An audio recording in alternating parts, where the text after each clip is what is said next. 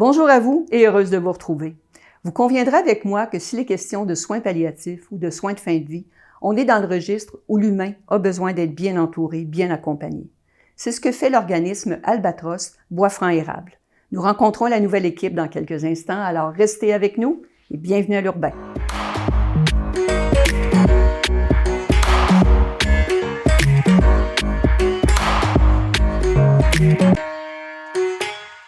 Bonjour à vous deux. Je suis très contente de vous rencontrer parce qu'en fait, vous êtes la nouvelle équipe d'Albatros Bois-Franc-Érable.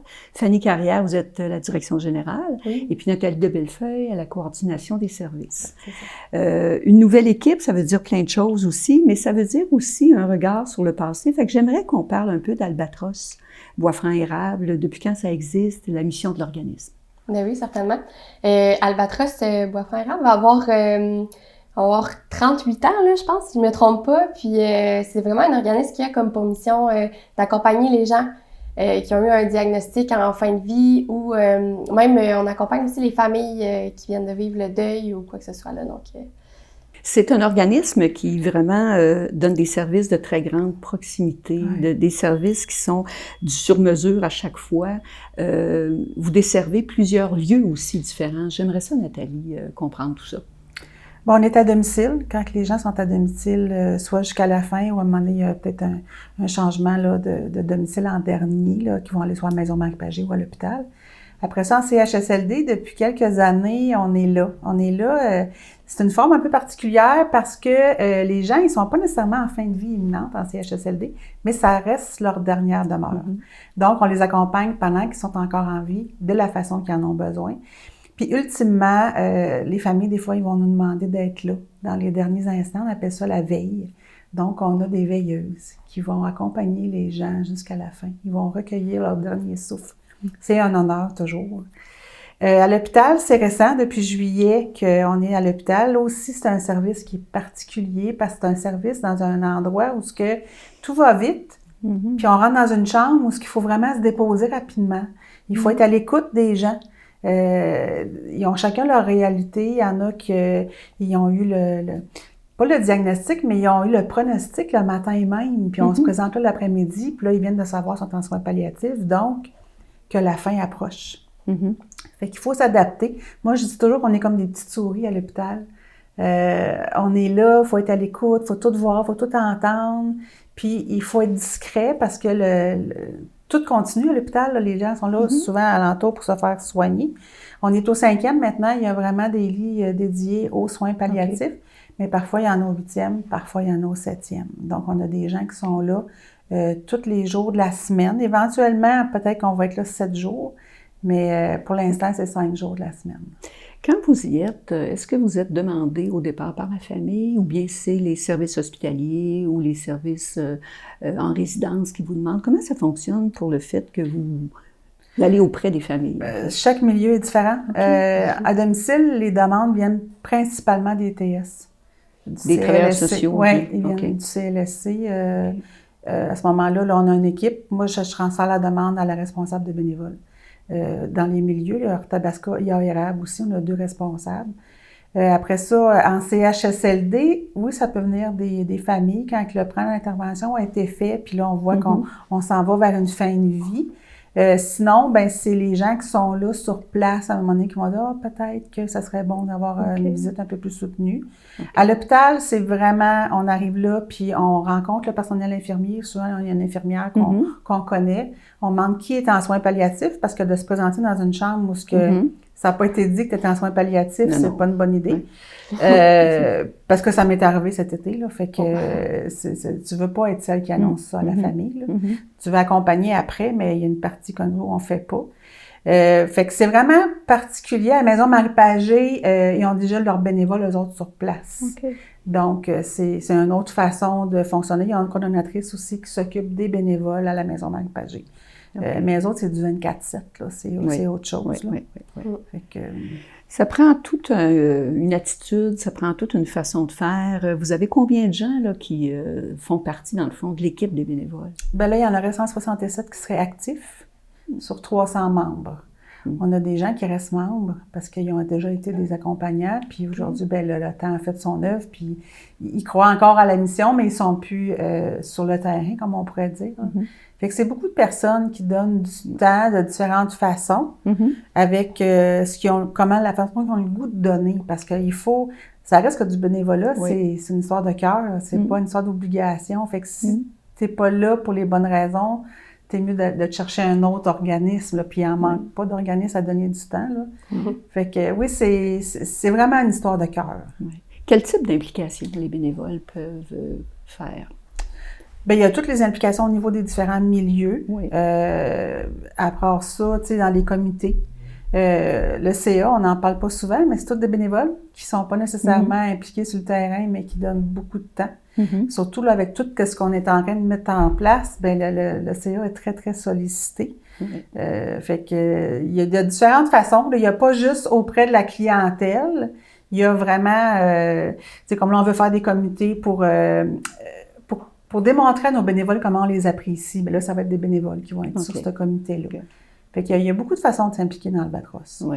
Vous parlez, on regarde ceci, on regarde cela. Donc, quand il arrive une nouvelle équipe, il arrive souvent aussi un regard renouvelé. Alors, Fanny, je présume que vous êtes en train aussi de regarder l'ensemble de l'œuvre et de regarder de quelle façon vous pourriez peut-être aller de l'avant dans des nouvelles sphères. Oui, exactement. C'est sûr que moi, ça fait juste... à peine un mois que je suis là, donc j'ai encore beaucoup à apprendre sur l'organisme. D'ailleurs, en mars, je vais commencer ma formation là, pour devenir accompagnante Albatros. Fait que je pense que ça va vraiment m'emmener à un autre niveau dans la compréhension de l'organisme, puis vraiment de comprendre vraiment comment on accompagne nos gens et tout ça. Mais on a bien des beaux projets là, qui s'en viennent. Justement, on est à tout retravailler là, justement l'implication des bénévoles. Donc, d'essayer de vraiment plus les impliquer au niveau des décisionnels, au niveau stratégique. Donc, de là, les comités qui ont été mis en place un peu avant mon arrivée. On va aussi faire une mise à jour de notre planification stratégique qui va être faite dans les prochains mois. Fait que ça va vraiment être ça, l'énergie, là, si on peut dire, va être mise dans les prochains mois.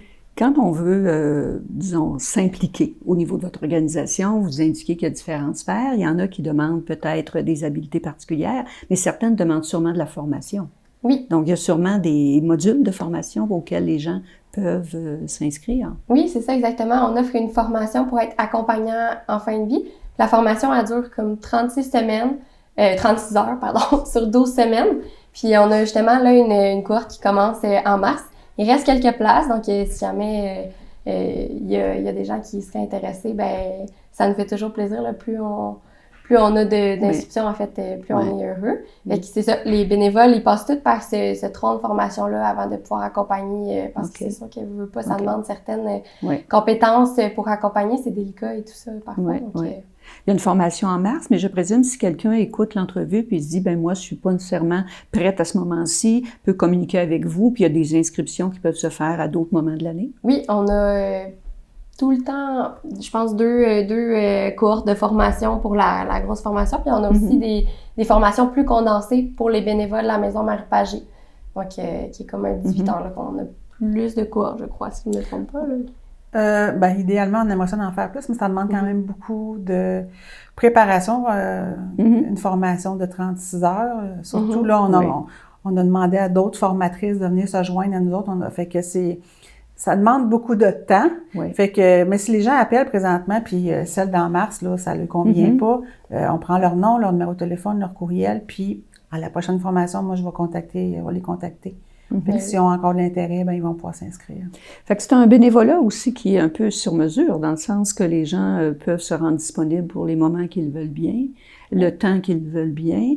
Est-ce que c'est toujours un accompagnement auprès des personnes qui sont en fin de vie ou qui ont un diagnostic, là, qui voient les soins palliatifs et tout ça? Ou bien c'est un accompagnement auprès des familles? Comment ça se... C'est vraiment les deux, oui. Parce que, comme à l'hôpital, on arrive, des fois, les gens sont inconscients, sont déjà dans un semi-coma. Mais les familles ont des questions. Puis des fois, les questions, ils ne savent pas qu'ils ont des questions. Parce qu'on arrive avec... tu sais, des fois, ils ont déjà accompagné quelqu'un, mais il n'y a pas de mort qui se ressemble.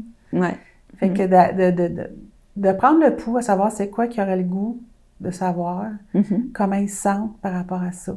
Fait que c'est de parler avec les familles. OK. Les familles, oui, on est vraiment là pour eux autres, vraiment. On offre aussi des groupes de soutien, justement, dans le deuil, là. Donc, notamment, on a une cohorte en ce moment, puis les gens ils peuvent pour les familles, en fait, bon, si vous arrivez à l'hôpital, ben c'est sûr que vous êtes là auprès d'eux, mais une famille peut communiquer avec vous en tout temps pour avoir l'ensemble de ces services-là. Parfait. Oui. OK. Moi, c'est arrivé déjà qu'on a... la famille avait appelé parce qu'ils voulaient qu'on aille visiter la personne qui était en train de mourir, mais la conjointe aussi. Okay. Fait qu'il y a des fois, on rentre de différentes façons dans la vie de ces gens-là. Parce que les demandes se modifient, je trouve, depuis quelques mois. Moi, je trouve qu'il y